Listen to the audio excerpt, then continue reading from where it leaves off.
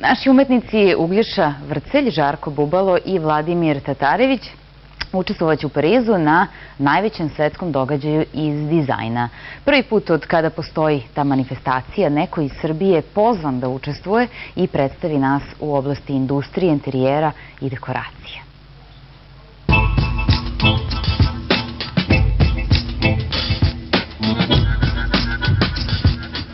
Sljedeće 3 nedelje predstavit ću 3 projekta u Parizu. Idemo prvo na najveći sajam interijera u ovom delu sveta koji se zove Maison Objet.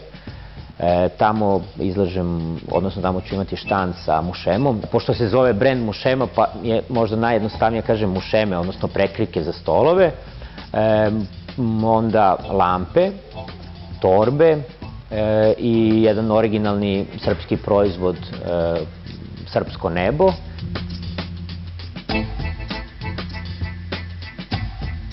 Druga stvar je u stvari nedelja dizajna u Parizu.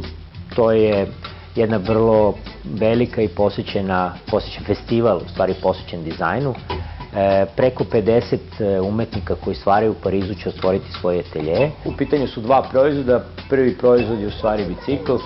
Ono što jeste specifično jeste da se koristio materijal drvo koji je nespecifičan u izgradnji ramova za bicikl, a lampe se zovu vetrogeneratori. Ima ih 3, pa je to vetrogenerator 3.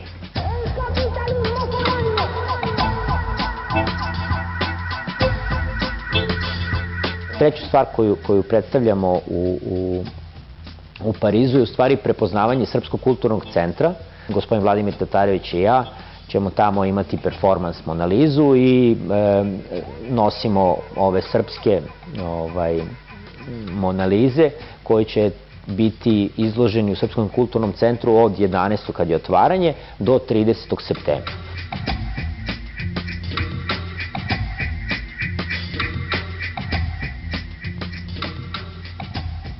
Treba onako pozitivno gledati uopšte na svet i nekako pozitivno prenositi energiju da bi se ta energija vratila.